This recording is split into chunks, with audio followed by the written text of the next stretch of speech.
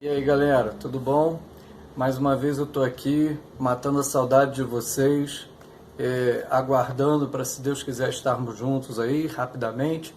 Mas enquanto vocês me acompanham, me assistem aí no aconchego do lar de vocês, vamos conhecer um pouquinho mais sobre este homem chamado Jesus de Nazaré.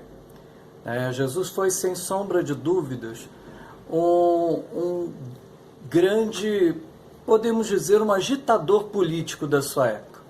Sim, um agitador político. Agitador político porque, na época de Jesus, a religião e a política, elas meio que faziam uma parceria muito íntima, muito direta. E essa parceria fazia com que tudo aquilo que fosse, vamos dizer assim, referente à religião, tivesse um peso sobre consciência e ação política, e tudo aquilo que tinha também uma conotação política acabava criando problemas com religião. E essa relação acabava gerando sempre problemas muito mais sérios, porque os próprios partidos políticos eram vistos como partidos religiosos. Então esses partidos políticos eram religiosos, e os partidos ou os grupos religiosos acabavam também sendo políticos. Então havia entre eles aqueles grupos mais religiosos, como era o caso dos essênios, que viviam lá escondidos no meio do deserto. Havia aqueles partidos mais políticos, como era o caso dos saduceus, que viviam ali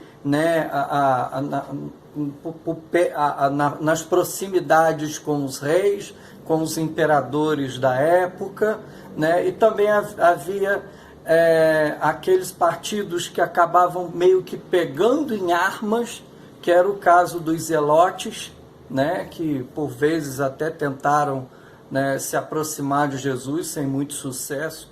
Há quem diga na teologia cristã que o próprio Judas Iscariotes era um representante dos zelotes dentro do grupo dos apóstolos de Jesus, mas certamente, e não há sombra de dúvidas, está na Sagrada Escritura, que o grupo que mais batia de frente com Jesus era o grupo dos fariseus. A prova disso que a palavra fariseu acabou virando um adjetivo para todos aqueles tipos de pessoas, homens e mulheres, que falam uma coisa, pregam e cobram uma coisa e, na verdade, vivem outra.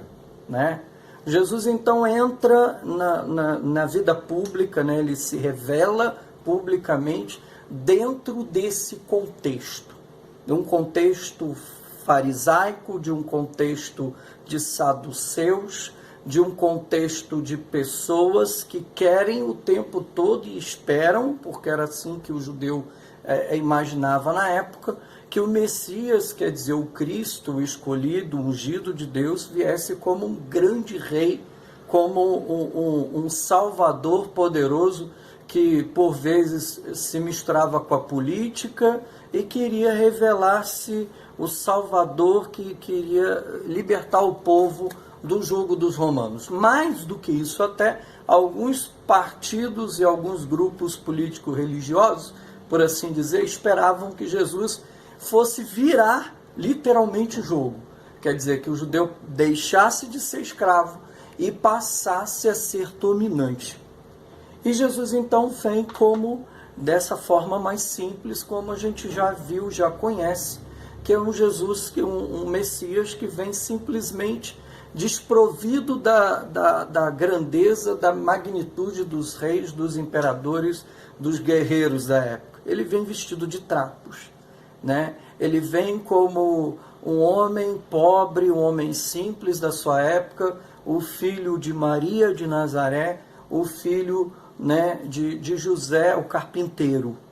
Jesus era carpinteiro, e é interessante também que econômico e politicamente falando, a gente entenda que naquela época o carpinteiro não tinha grandes expectativas, porque ele fazia pequenos trabalhos. né? Mas enfim, Jesus era um carpinteiro, um simples carpinteiro. E dessa maneira ele se revela, né? Ele começa aos 30 anos a sua vida pública pregando como um andarilho, como um pregador itinerante, e à medida em que ele vai realmente pregando e ele vai construindo a sua pregação baseada no reino de Deus, né, que essa é de fato a grande sacada de Jesus, né, o grande diferencial dele. Antes dele vieram, né, outros grandes profetas, como o próprio João Batista, o precursor de Jesus, que vieram trazendo também uma mensagem de conversão, de mudança de vida, mas Jesus é o primeiro a abrir uma proposta de mudança, porém não uma mudança que fosse uma mudança, vamos dizer assim, historicamente planejada, que não fosse uma mudança política, mas uma mudança de atitudes. Por isso que ele vai dizer, o reino de Deus já está entre vocês, né? Já está entre vós, porque esse reino de Deus é ação, é atitude, né? E em que consiste, ou em que vai consistir a pregação de Jesus, e por que ela é tão diferente? Porque Jesus não fica apenas nas palavras, né? Jesus parte para a ação, ele vai acolher o mais necessitado, ele vai acolher o diferente, ele vai se aproximar dos pecadores públicos, né? Ele se aproxima das prostitutas, dos cobradores de impostos, que eram, né, os grandes perseguidos e marginalizados daquela época. A gente até pode dizer com toda claridade, com toda clareza, tranquilidade, que Jesus era um judeu marginal, ou seja, um judeu que vivia à margem da sociedade. Era simples com os simples. E por isso Jesus se aproxima, né? Vai se aproximar dessa gente, vai trazer essa gente para perto. O jeito do messianismo de Jesus vai ser um jeito de acolhimento. Ele não julga, ele não condena, mas ele atrai, ele acolhe. Porém, há um grupo com quem Jesus vai bater de frente, de fato. É um grupo com que Jesus, né, como a gente já falou, Jesus vai ter Jesus, humanamente falando, ele vai ter um impasse, vai ter uma rusgazinha, por assim dizer, que vai ser o grupo dos fariseus. Por quê? Porque essa gente falava e cobrava uma coisa do povo, né, que eles mesmos não faziam. Tanto é que isso virou mais tarde um adjetivo que até hoje a gente usa para todas aquelas pessoas que não vivem aquilo que pregam. A gente chama de farisaísmo, quer dizer, há uma falsidade, né? Eles impõem sobre os outros algo que eles não são capazes de vivenciar.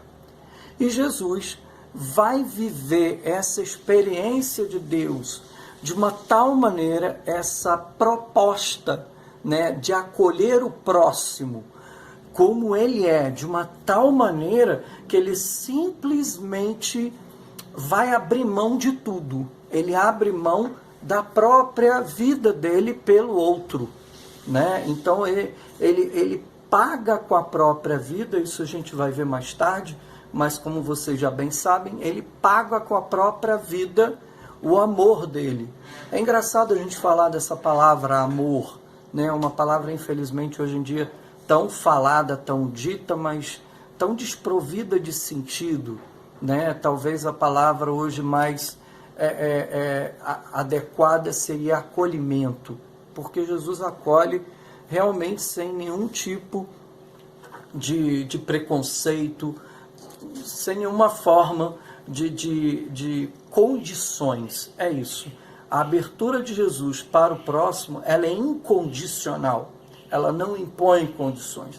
A única coisa que ele espera é que as pessoas abram também o seu coração e sejam sinceras naquilo que elas são, naquilo que elas fazem, né? E isso vai gerar, né, um impasse com os fariseus e com esses grupos, fariseus e saduceus, e esse grupo todo, né? A experiência de Jesus, ela foi tão incrível, né? Foi tão transformadora, ela foi tão fundante, por assim dizer, uma experiência fundante, que ela perdurou na história, que ela fez com que, essa experiência fez com que outros também se sentissem necessitados de viver a mesma experiência. Foi o caso do nosso querido aqui, Santo Inácio de Loyola, né? O Ígneo de Loyola quis viver também a experiência de Jesus lá na Idade Média, na época dele. Ele abriu mão de tudo, né? Depois de viver uma vida abastada, de ser um cavaleiro, como a gente bem sabe, né? Mas olhou para esse Cristo despojado, para esse Jesus histórico, né? Esse Jesus histórico, esse Cristo da fé, esse Jesus ressuscitado, que venceu a morte e decidiu também experimentar. E na experiência dele, ele também buscou e encontrou um sentido para a sua vida, né? Para a maior glória de Deus, como diria o próprio Santo Inácio, ad maiorem Dei gloriam, né? Esse foi realmente o estandarte naciano, né? Onde Santo Inácio foi logrando, foi buscando o sentido da sua própria vida, foi construindo o seu sentido. E encontrou outros como ele, que também buscassem encontrar esse mesmo sentido. Então vamos conhecer nessa aula um pouco mais desse Jesus, que assim como a Santo Inácio apaixonou, né, fez com que cada um, como o próprio Santo Inácio, vivesse essa experiência de amar o seu semelhante incondicionalmente, né, dentro das suas limitações, dentro das suas possibilidades. Então, nós estamos aqui nessa aula convidados a conhecer vários outros aspectos hoje desse Jesus de Nazaré, que vem revelar esse mistério sagrado absoluto que nós convencionamos chamar de Deus para todos os homens e mulheres de boa vontade.